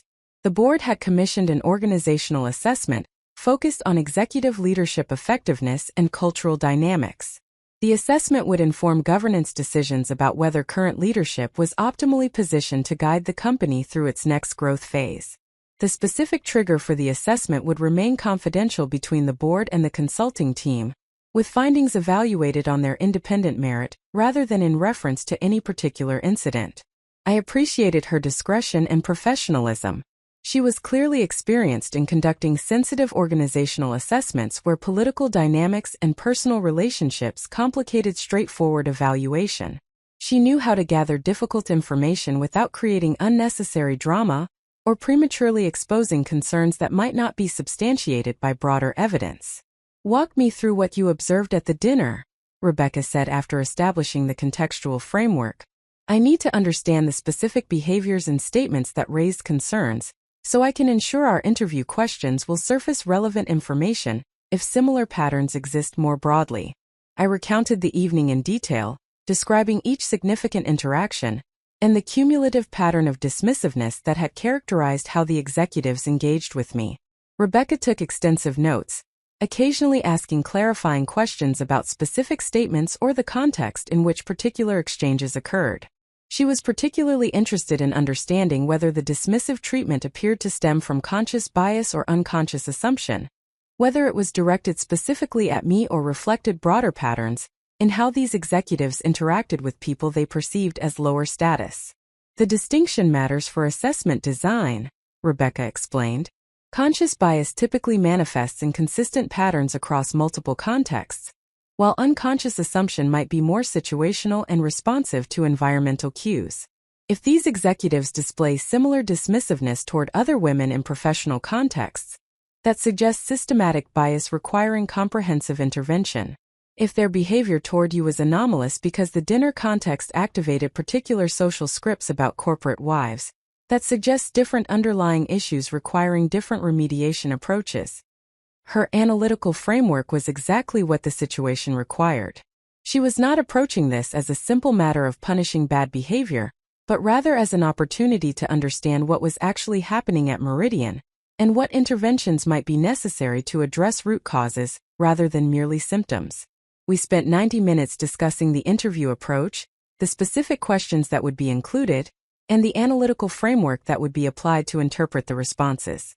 Rebecca explained that she would be looking for patterns in how employees described executive decision-making, how they characterized communication and feedback from leadership, how they assessed their own opportunities for advancement and development, and how they evaluated the overall fairness and effectiveness of organizational processes. People are often reluctant to criticize leadership directly, especially in interviews that could potentially be traced back to them despite confidentiality assurances, Rebecca noted. So we design questions that allow them to describe their experiences and observations without requiring explicit judgment about whether those experiences were appropriate or problematic. The patterns emerge through aggregation and analysis rather than through individual accusations. After the call concluded, I sat in my office contemplating what the next few days would bring. 25 employees would be asked to reflect on their experiences at Meridian, to describe how leadership functioned, to assess whether they felt valued and supported in their work. Some would offer carefully neutral responses designed to avoid political risk. Others might use the opportunity to voice concerns they had been carrying for months or years without appropriate outlet.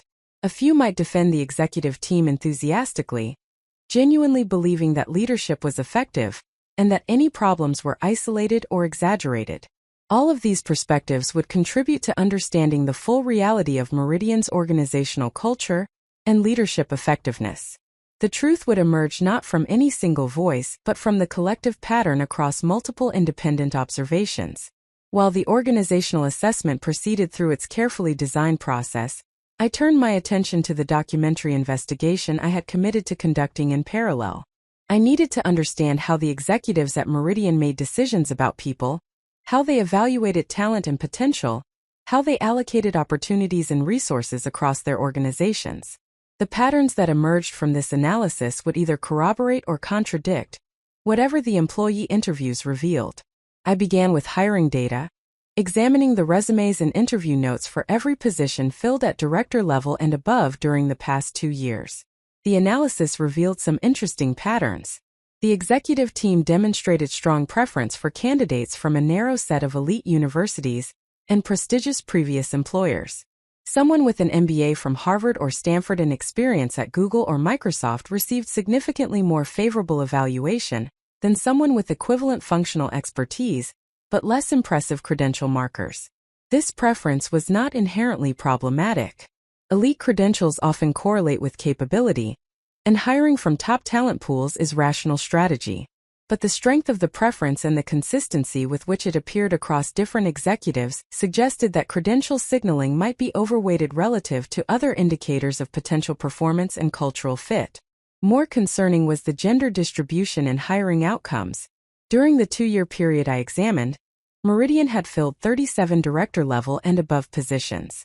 Only 9 of those hires had been women, representing 24% of senior appointments. This was particularly notable given that the candidate pools, based on the interview notes I reviewed, had included substantially higher percentages of qualified women who had progressed to final round conversations. I dug deeper into the interview feedback for candidates who had not been selected, looking for patterns in how evaluators described their concerns or reservations. Women who did not receive offers were frequently characterized as not quite senior enough, or lacking executive presence, or needing more seasoning before taking on this level of responsibility. Men who did not receive offers were more often described in terms of specific skill gaps or cultural fit questions, rather than vague assessments of readiness or presence. The pattern was subtle enough that any individual hiring decision could be defended as reasonable exercise of judgment about candidate quality. But the aggregate pattern suggested that women were being held to different and higher standards than men for the same roles, with evaluators identifying ambiguous concerns that justified selecting male candidates even when objective qualifications were comparable. I examined promotion data next, looking at how employees advanced within Meridian once they were hired. The analysis revealed that men received promotions an average of 8 months faster than women with equivalent performance ratings and tenure. Women were more likely to be told they needed to demonstrate sustained performance at the next level before being promoted, while men were more likely to be promoted based on potential and given the opportunity to grow into expanded responsibilities. Again, any individual promotion decision could be defended as appropriate judgment about readiness and capability, but the aggregate pattern demonstrated systematic bias in how potential and readiness were assessed, with evaluators apparently more comfortable taking risk on male advancement than on female advancement. These patterns existed across the organization but were particularly pronounced in the divisions led by Richard Hastings and Margaret Chun, the two executives who had been most dismissive of me at the CEO dinner. Their hiring and promotion decisions showed the strongest bias toward elite credentials and the largest gender disparities in outcomes. This correlation between their personal behavior toward me and their professional decision-making patterns was exactly what I had suspected might exist. Margaret's role in perpetuating gender bias was particularly troubling because it suggested that her own success as a woman in technology leadership had not translated into commitment to creating pathways for other women. Instead, she appeared to have internalized the very standards and biases that had likely made her own advancement difficult, applying those same standards to evaluate other women while giving men more latitude and benefit of doubt. This phenomenon was unfortunately common in organizations that promoted a single woman to senior leadership and then failed to continue building gender diversity. The token woman often faced enormous pressure to prove that her success was merit-based rather than diversity-driven, leading her to distance herself from other women and to demonstrate her alignment with male leadership by applying equally or more stringent standards when evaluating female candidates and employees. I documented these patterns systematically, creating detailed analysis with supporting data that would be presented to the board alongside whatever findings emerged from the employee interviews. The documentary evidence was compelling on its own terms, demonstrating that the executive's judgment failures extended well beyond social awkwardness at a dinner party into consequential professional decisions that affected organizational effectiveness and created potential legal liability related to discriminatory employment practices. Wednesday afternoon brought the first interim update from Rebecca Martinez. She had completed 15 of the 25 planned employee interviews and wanted to share preliminary observations before proceeding with the remaining conversations. We scheduled a video call for Thursday morning to discuss what she was learning. That evening, David came home from work visibly stressed for the first time since the CEO dinner. He poured himself a drink, something he rarely did on weeknights, and sat heavily on the couch in our living room. "Something weird is happening at the office," he said without preamble. "There are consultants conducting interviews with random employees about organizational culture and leadership effectiveness. Nobody knows exactly why they're here or what prompted the assessment. Thomas sent an email saying it's routine board governance activity, but the timing feels strange and the whole thing has people on edge."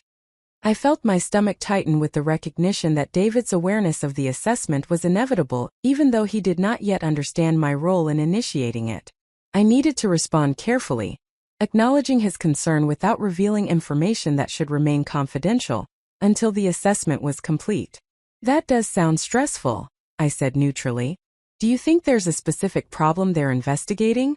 Or is it really just routine governance work?" David shook his head, his frustration evident. "I have no idea. The consultants are being extremely professional and tight-lipped about their purpose. The employees who have been interviewed say the questions covered everything from communication practices to decision-making processes to professional development opportunities. Nothing seems specifically critical or accusatory, but the breadth of the inquiry suggests they're looking for something or trying to understand whether something is broken." He took a drink and continued, his anxiety building as he talked through his concerns. "The timing is particularly bad for the platform architecture project. We're in the critical planning phase where we need executive support and clear decision-making. If there's some kind of leadership crisis brewing, it could derail everything we've been working toward.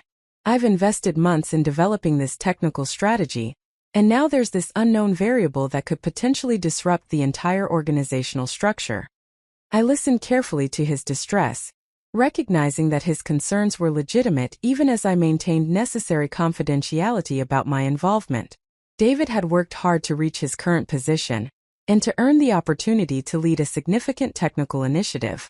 The assessment I had triggered was creating exactly the kind of uncertainty and potential disruption that he feared, and I could not yet explain to him that the disruption was both necessary and ultimately aimed at improving the organization where he worked. Have you considered that the assessment might actually be positive? I asked, trying to offer perspective without revealing too much. If the board is investing in understanding organizational culture and leadership effectiveness, that suggests they care about getting these things right. Maybe they've identified opportunities for improvement and want data to inform how they approach change. David looked at me with the particular expression of someone who wanted desperately to believe an optimistic interpretation, but could not quite convince themselves it was accurate. Maybe, but assessments like this don't usually happen when everything is going well.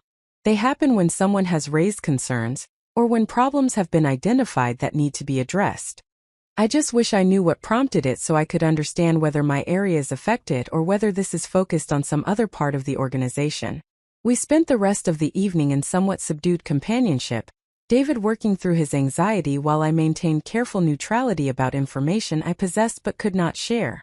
I went to bed that night acutely aware of the cost that my necessary confidentiality was imposing on my husband, the stress he was experiencing because I could not yet explain what was happening or reassure him about his own position.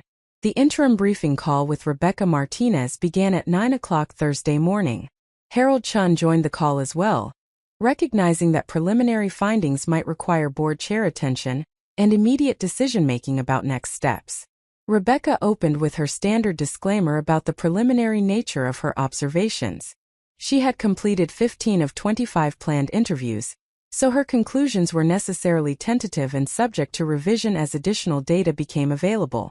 However, certain patterns were emerging with sufficient consistency that she felt comfortable sharing initial observations with appropriate caveats about their preliminary status. The employees I've interviewed describe a significant disconnect between the executive team's self-perception and how they are actually experienced by the broader organization. Rebecca began, her tone professional but grave.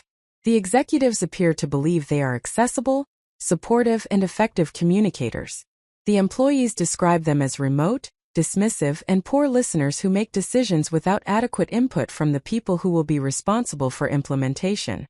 She continued with specific examples drawn from the interviews, being careful not to identify particular respondents but illustrating the patterns she was observing.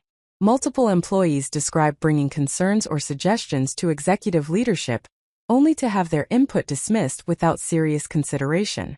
Several described feeling that their expertise and experience were undervalued, that executives made assumptions about their capabilities based on superficial characteristics rather than demonstrated performance. The gender dynamics are particularly problematic, Rebecca noted. Women across the organization describe feeling that they have to work substantially harder than male colleagues to have their contributions recognized and their expertise taken seriously.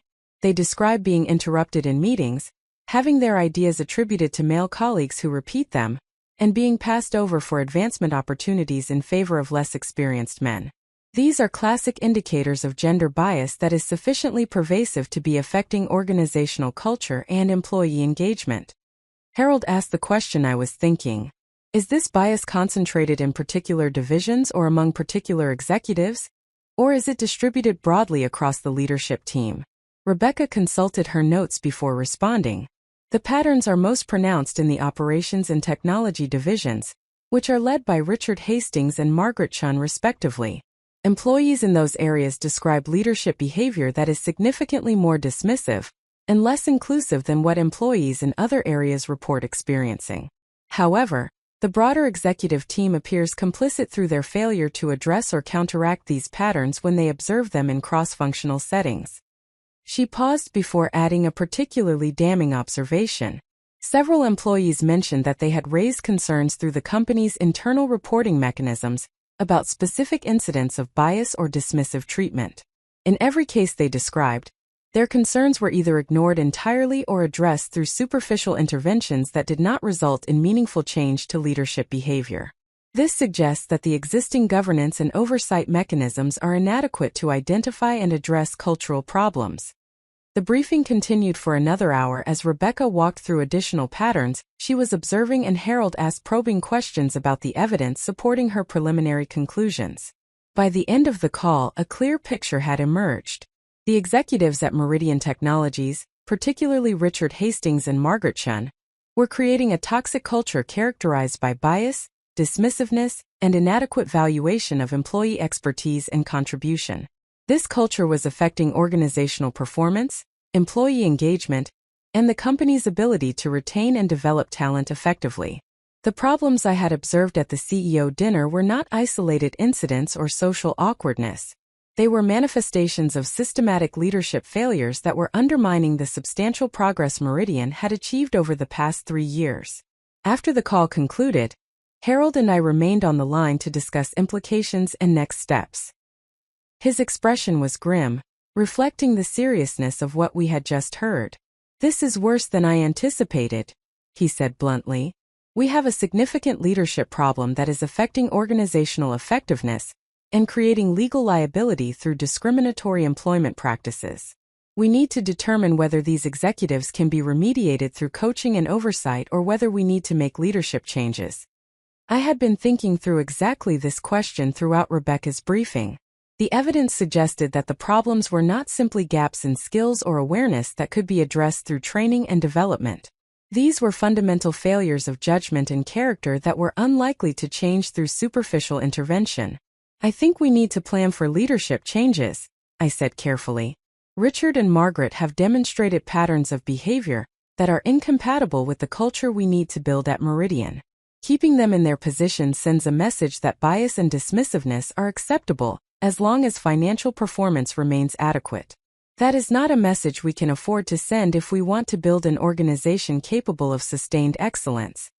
Harold nodded slowly, clearly recognizing the correctness of the analysis, even as he contemplated the complexity of executing leadership changes at this scale. "We will need to move carefully. Terminating a COO and CTO simultaneously will create significant organizational disruption. We need transition plans that ensure continuity of critical operations while we search for replacements." We spent the next 90 minutes discussing implementation strategy. Rebecca would complete her remaining interviews and deliver a comprehensive final report the following week. That report would be presented to the full board at an emergency meeting, where we would seek authorization for leadership changes and discuss the broader cultural remediation that would be necessary beyond simply replacing problematic executives. Harold would begin confidential conversations with executive search firms about identifying candidates for the COO and CTO positions, preparing to move quickly once board authorization was secured. Throughout this planning conversation, I was acutely aware that the decisions we were making would profoundly affect David's work environment and potentially his career trajectory. Richard and Margaret were executives he interacted with regularly, people whose support he valued for the platform architecture project he cared so deeply about. Their termination would create the exact organizational disruption he had feared when he first learned about the assessment. But I could not allow concern for David's comfort to compromise necessary action. The problems at Meridian were serious and consequential, affecting dozens or hundreds of employees whose experiences and career opportunities mattered just as much as David's. My responsibility as the controlling shareholder was to ensure the organization was led effectively, and that its culture supported, rather than undermined, employee success. That responsibility had to take precedence over my desire to protect my husband from professional uncertainty and disruption. The personal cost of that prioritization was real and significant.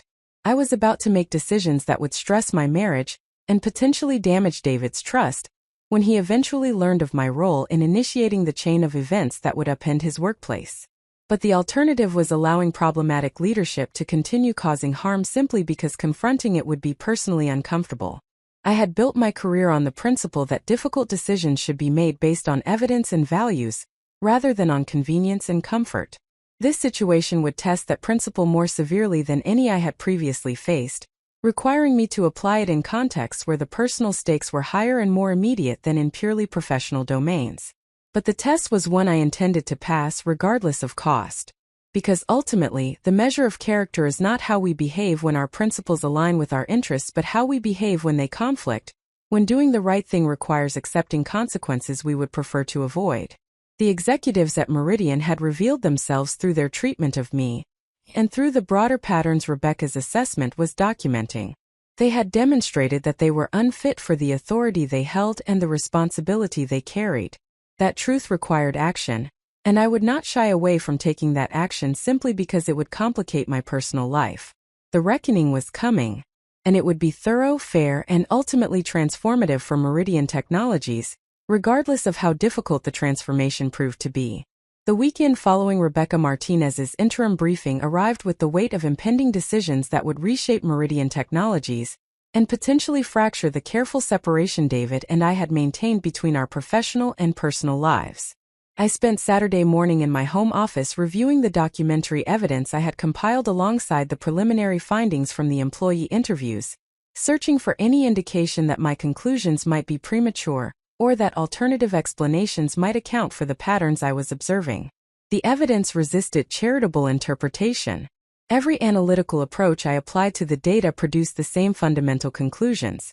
The executive leadership at Meridian, particularly Richard Hastings and Margaret Chun, were creating an environment characterized by bias, dismissiveness, and inadequate recognition of employee capability and contribution.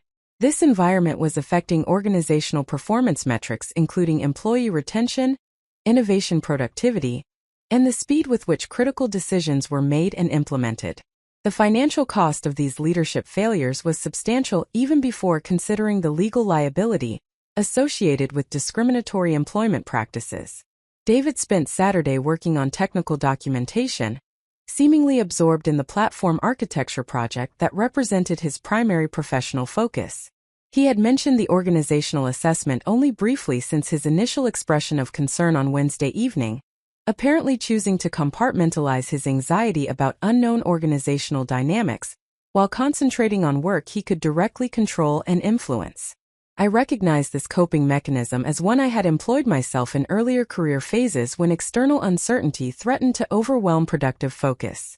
His absorption in technical work also meant he was less attuned to my own preoccupation, less likely to notice that my attention repeatedly drifted from whatever portfolio company materials I was ostensibly reviewing back to the Meridian situation and the decisions that would need to be made in the coming week.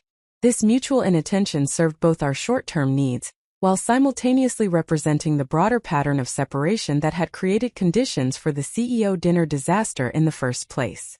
Sunday afternoon brought an unexpected complication. David's mother called to inform us that his father had been hospitalized with what appeared to be a cardiac event, though the severity remained unclear pending additional testing.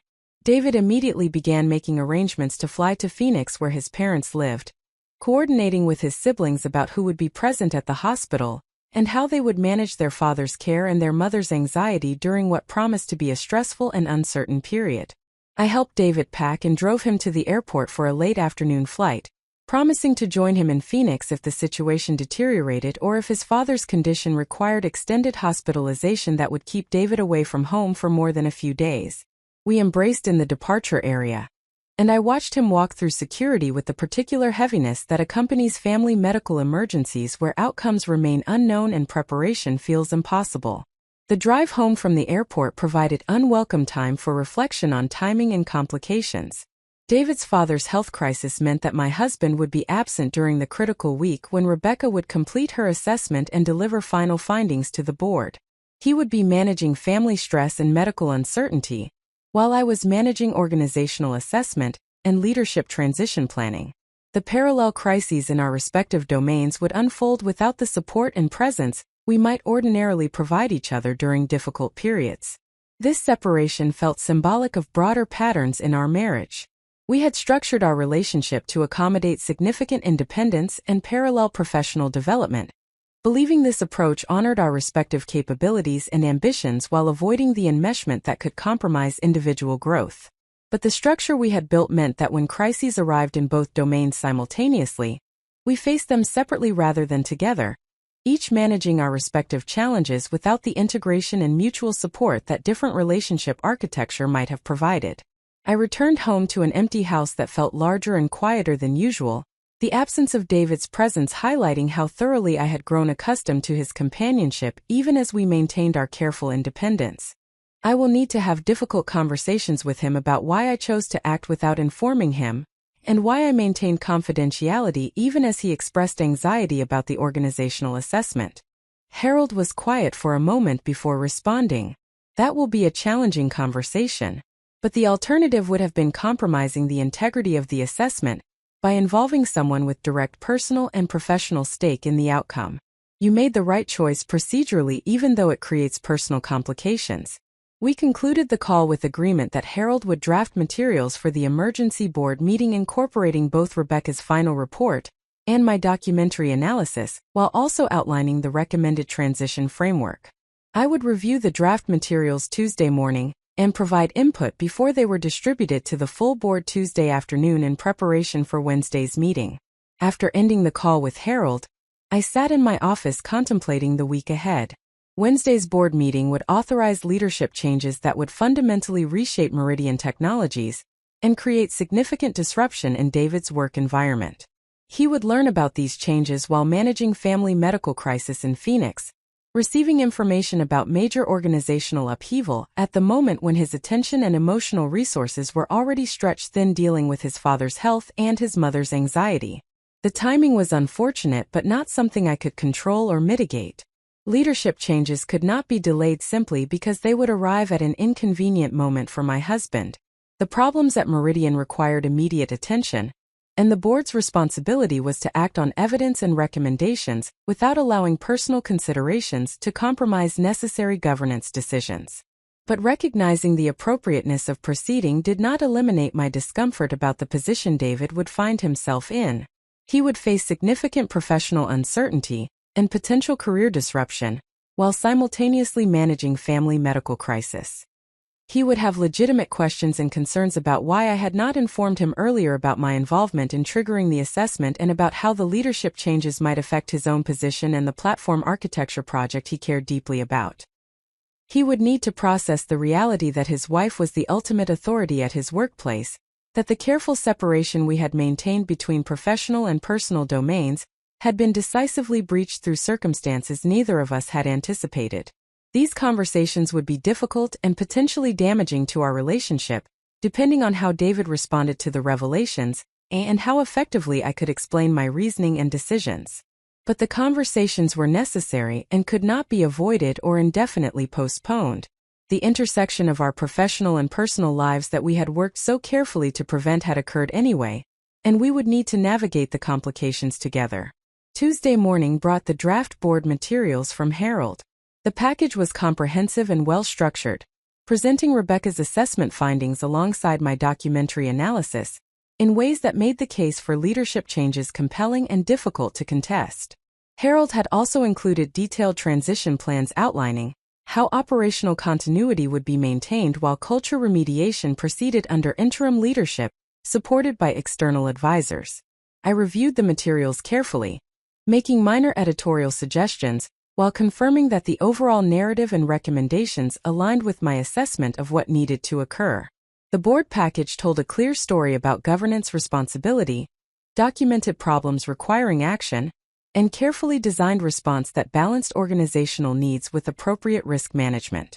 The materials were distributed to the board Tuesday afternoon, with instructions that members should review them in preparation for detailed discussion during Wednesday's emergency meeting. Harold's cover memo emphasized the confidential and sensitive nature of the materials, while also noting that decisions made during Wednesday's session would have significant organizational impact, requiring careful deliberation and unanimous board support. Tuesday evening brought a call from David reporting that his father's cardiac testing had revealed significant arterial blockages, requiring surgical intervention scheduled for Thursday morning. The surgery was serious but routine, with good expected outcomes given his father's overall health and the skill of the surgical team. David would remain in Phoenix through the weekend to support his mother during the surgery and initial recovery period, then would reassess timing for returning home based on his father's post-surgical progress. I expressed appropriate concern and support, while recognizing that David's extended absence in Phoenix meant he would not be present at Meridian when the leadership changes were announced and implemented. He would learn about the organizational upheaval remotely, receiving information through official company communications rather than through direct observation of how the changes were unfolding and how his colleagues were responding. This distance might actually be beneficial in some respects. David would have time to process the information privately before facing questions and discussions with colleagues about what had happened and what it meant for ongoing work. He would also be somewhat insulated from the immediate organizational chaos that typically accompanies sudden leadership changes, allowing him to focus on his family obligations without the additional stress of navigating workplace disruption. But the distance would also delay the conversations David and I needed to have about my role in initiating the assessment and about what the leadership changes revealed about problems at Meridian that I had observed, but not previously disclosed to him. Those conversations would be complicated by the fact that they would occur after the changes had already been implemented rather than before, when David might have felt he had opportunity to provide input or at least emotional preparation for what was coming. Wednesday morning arrived with the particular tension that accompanies consequential decisions that have been carefully prepared, but whose outcomes remain uncertain until they are actually implemented. I dressed in professional attire appropriate for a board meeting that would be conducted via video conference, choosing clothing that conveyed authority and seriousness, while remaining comfortable for what would likely be an extended discussion session. The emergency board meeting convened at 1 o'clock with all 7 board members present. In addition to Harold Chen and myself, the board included 3 independent directors with extensive technology industry experience, 1 representative from a minority investor who held a small equity stake acquired during the original restructuring, and Thomas Whitmore in his capacity as Chief Executive Officer. Harold opened the meeting by outlining the agenda and establishing the context for the discussion. The board had commissioned an independent organizational assessment in response to governance concerns about executive leadership effectiveness and cultural dynamics. That assessment had been completed and had produced findings requiring board attention and decision-making about appropriate responses. The findings would be presented by Rebecca Martinez, who was joining the meeting as a guest to answer questions and provide additional context about her research and conclusions.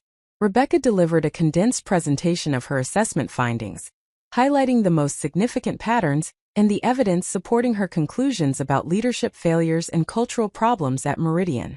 She was professional and measured in her presentation, focusing on documented patterns rather than individual anecdotes while also being clear about the severity of what she had observed and the necessity of significant intervention to address the problems. The board members asked numerous questions during and after Rebecca's presentation, seeking clarification about methodology, probing specific findings, and exploring whether alternative explanations might account for the patterns she had documented. Rebecca responded to each question thoroughly, demonstrating both the rigor of her research and the confidence of her conclusions. By the time the question period concluded, the board members appeared convinced that the problems were real, significant, and requiring immediate action. Harold then presented the leadership transition plan, outlining the recommendation to terminate Richard Hastings and Margaret Chun immediately while appointing interim leaders supported by external advisors to maintain operational continuity and begin culture remediation. He walked through the specific steps that would be taken, the timeline for implementation, and the oversight mechanisms that would ensure the transition proceeded effectively. Thomas Whitmore participated in the discussion with visible discomfort, clearly recognizing that his own leadership would be scrutinized through the process of evaluating how the executive team he had built and managed had created such significant cultural problems. He asked thoughtful questions about the transition plan and expressed commitment to supporting whatever changes the board determined were necessary.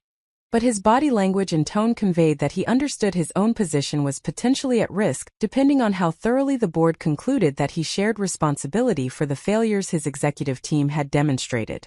The board discussion continued for nearly 3 hours, examining the findings from multiple angles and debating the appropriate scope and pace of intervention. Some board members initially expressed concern about the organizational disruption that would result from simultaneous termination of 2 senior executives, suggesting that a more gradual approach might be less risky. But as the discussion progressed and the full scope of the documented problems became clear, consensus emerged that immediate action was both necessary and appropriate. At 4:15, Harold called for a formal vote on the resolution authorizing termination of Richard Hastings and Margaret Chun effective immediately, appointment of interim leaders according to the specified process, and implementation of the comprehensive culture remediation program outlined in the transition plan. The resolution passed unanimously, with even Thomas Whitmore voting in favor despite the implicit criticism of his leadership that the resolution represented. The board then moved into executive session without Thomas present to discuss his own performance and whether additional leadership changes beyond the COO and CTO positions should be considered. This discussion was more nuanced and less conclusive than the conversation about Richard and Margaret had been. Thomas had demonstrated significant competence in operational execution and had successfully guided the company through the difficult restructuring period following the initial acquisition.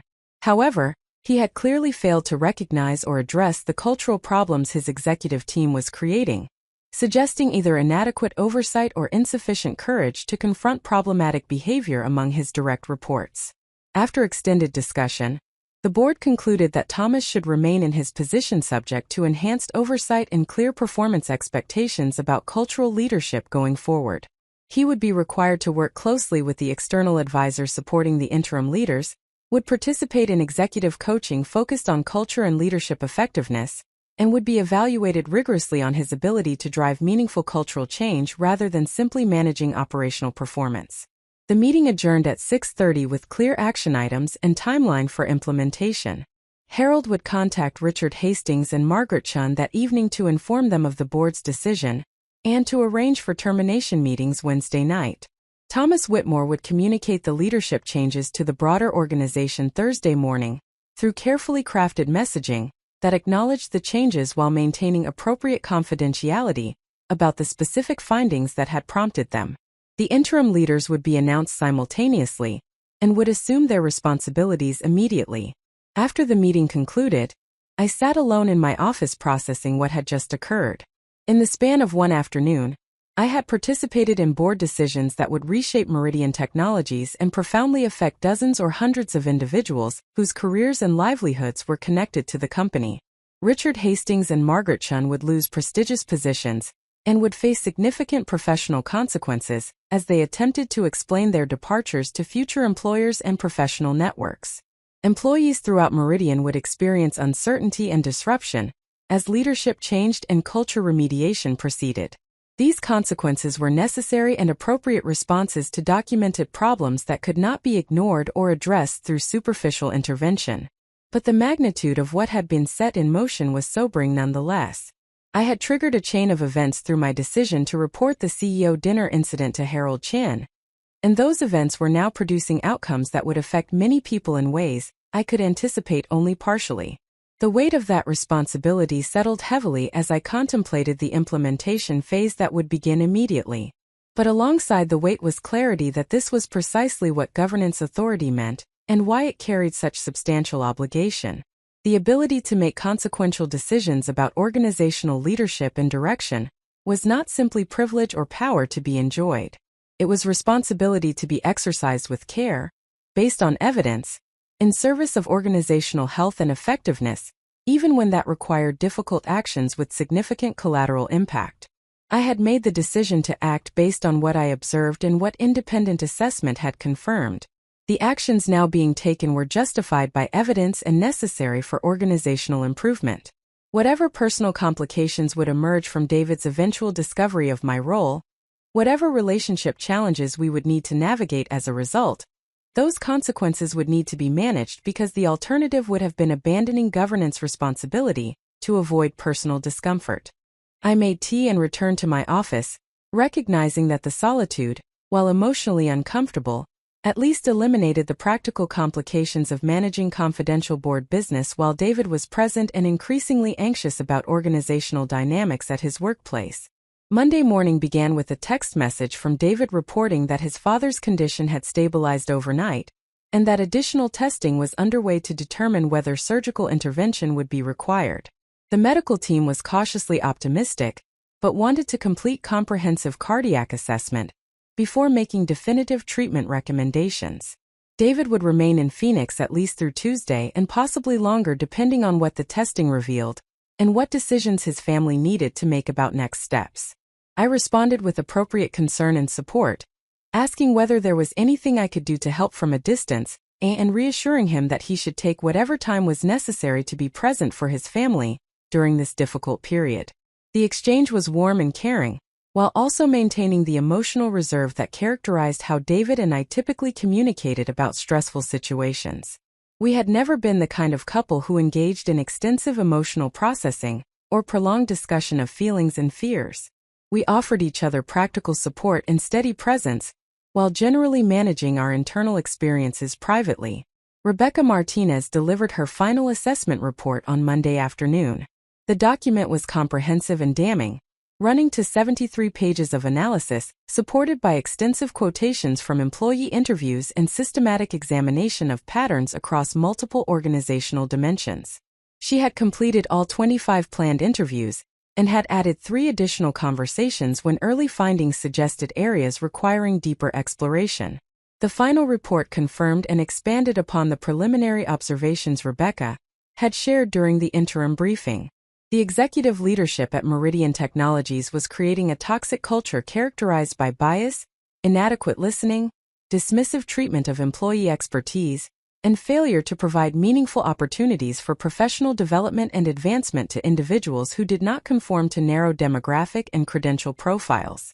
Rebecca's analysis included specific sections examining gender dynamics, credential bias, communication effectiveness, and decision-making processes.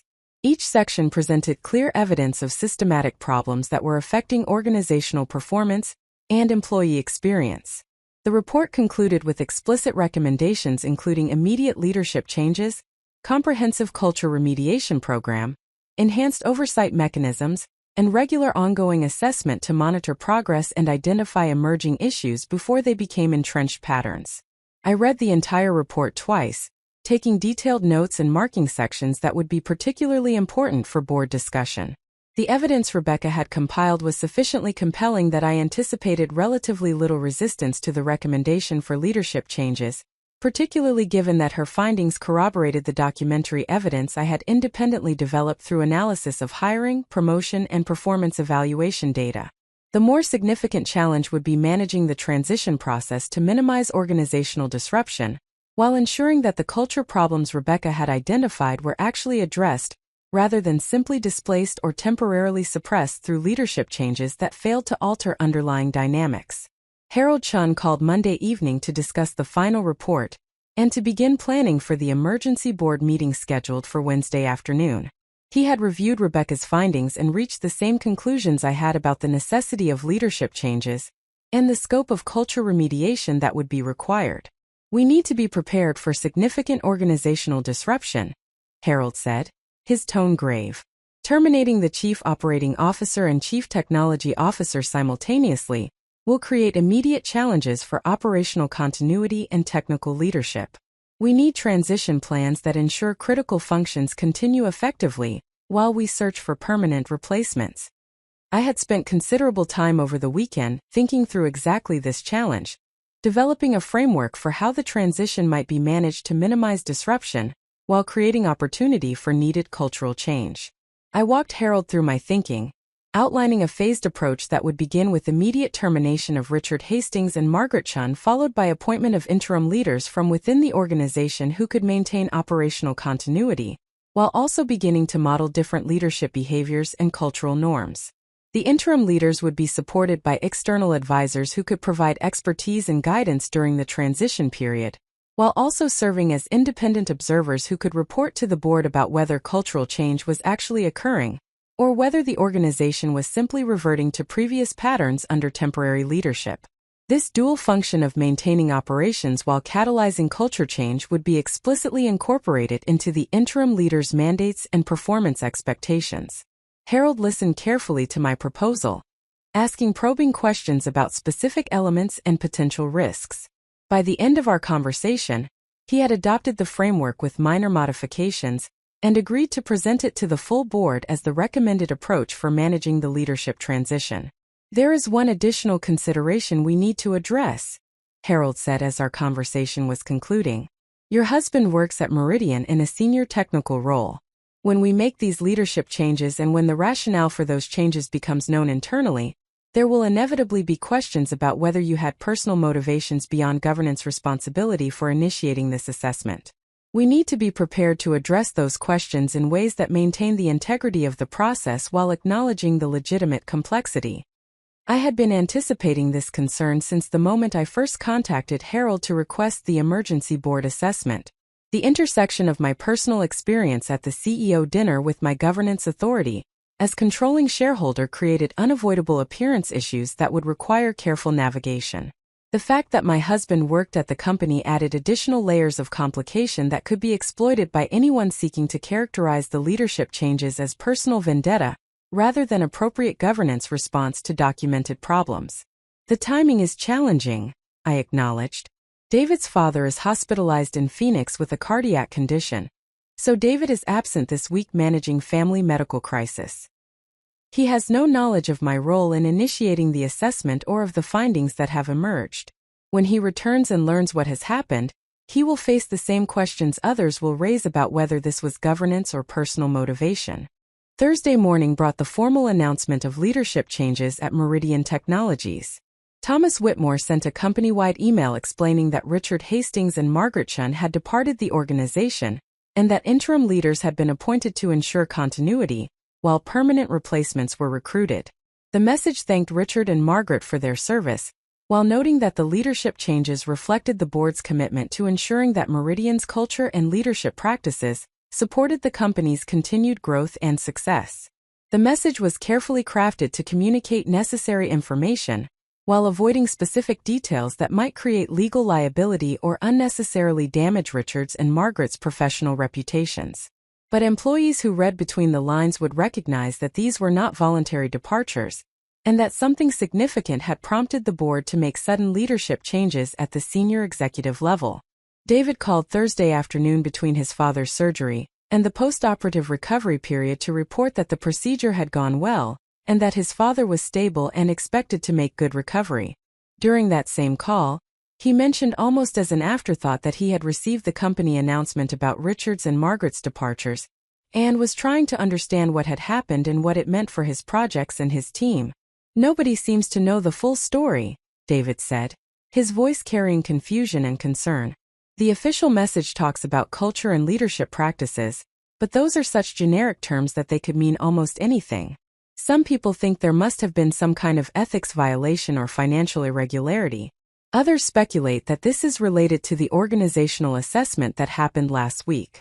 But without more information, it is impossible to know what actually occurred or whether there are additional changes coming that we should be preparing for. I listened to his uncertainty and confusion while maintaining careful neutrality about information I possessed but could not yet share. David would need to know the full story eventually, including my role in initiating the assessment and the findings that had prompted the leadership changes. But Thursday afternoon, while he was managing post-operative care for his father and support for his anxious mother, was not the appropriate time for those revelations and the difficult conversations that would necessarily accompany them.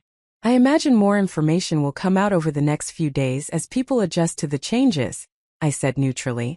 Try not to worry too much about it while you are dealing with your family situation. The company will still be there when you get back, and you will have time then to understand what happened and what it means for your work. Up next, you've got two more standout stories right on your screen. If this one hit the mark, you won't want to pass these up.